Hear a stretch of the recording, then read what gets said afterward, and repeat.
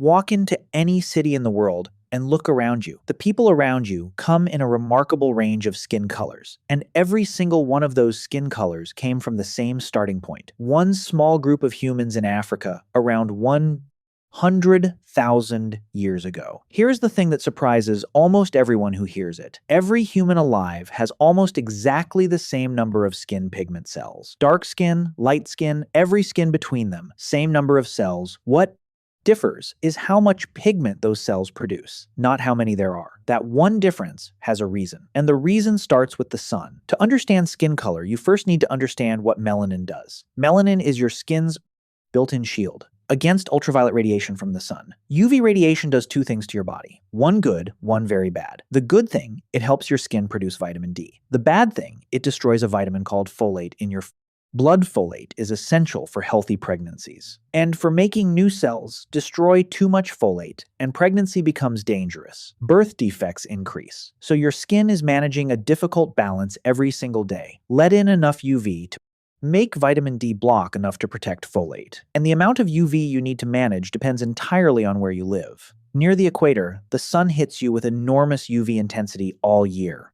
Your ancestors who lived near the equator had a serious problem to solve. Too much UV was destroying their folate and damaging their DNA. The bodies that produced more melanin blocked more UV and survived better. Their pregnancies were healthier. Their children were stronger. So generation after generation, more melanin was better near the equator. The population near the equator gradually became darker across thousands of years. Dark skin near the equator is not a feature. It is a precise solution. A solution so good it has stayed essentially unchanged for hundreds of thousands of years. But then something happened that changed everything about skin color forever. And if this is changing how you see the people around you, subscribing means more of this. Around 70,000 years ago, humans began leaving Africa. Not all at once, not planned, just gradually moving, following food and water. They moved north into the Middle East, then into Europe, then further. And as they moved north, something about the world around them changed. The sun was still there, but it hit at a lower angle and with less intensity. At higher latitudes, the same sun delivers much weaker UV radiation, and weaker UV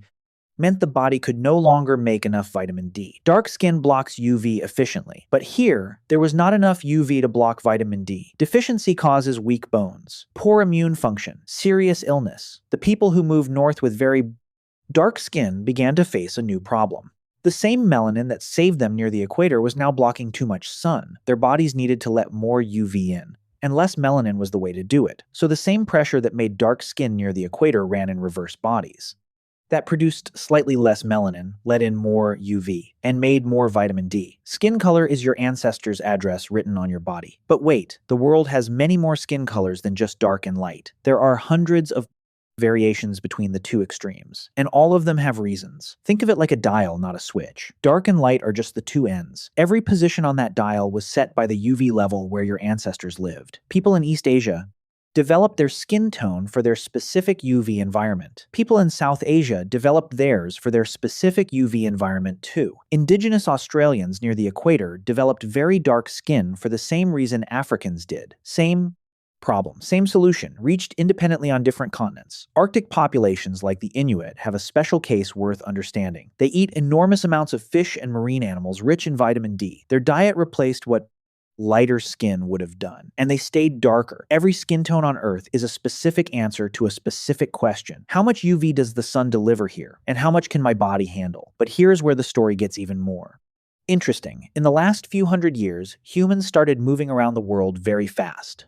Dark-skinned people moved to low UV countries. Light-skinned people moved to high UV countries. And the body's calibration did not update immediately. It never updates immediately. Dark-skinned people in low UV countries can struggle to make enough vitamin D. This is a real, documented health challenge, not a judgment, a mismatch. Light-skinned people in high UV countries face higher rates of skin damage. Their skin was calibrated for low UV, and the high UV overwhelms it. Both situations are the body being in the wrong UV environment for its calibration. Neither is a flaw. Both are just bodies meeting environments they weren't shaped for. The body is still doing what it was designed to do $500 centuries ago. It just hasn't had enough generations to catch up with how fast humans move. Now, here is the part of this story that matters most. Skin color is one of the most superficial differences between humans. It is literally surface.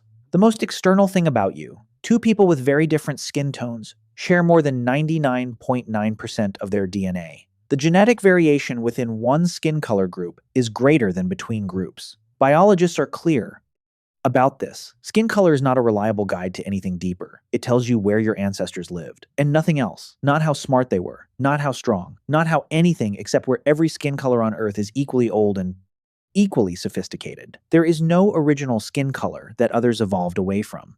Go back to that city street from the beginning of this story. Every person on that street is wearing their ancestors' geography on their skin. The darkest skin there was shaped by the most intense sun on Earth, a shield refined across hundreds of thousands of years of the most demanding UV. The lightest skin was shaped by a sun that barely arrived at all, refined for an environment where every photon of UV was precious and needed, and every person between them was shaped by every sun in between, all of them solving the same problem with different settings on the same system. The sun asked the same question of every human population that ever lived. How much of me can you handle?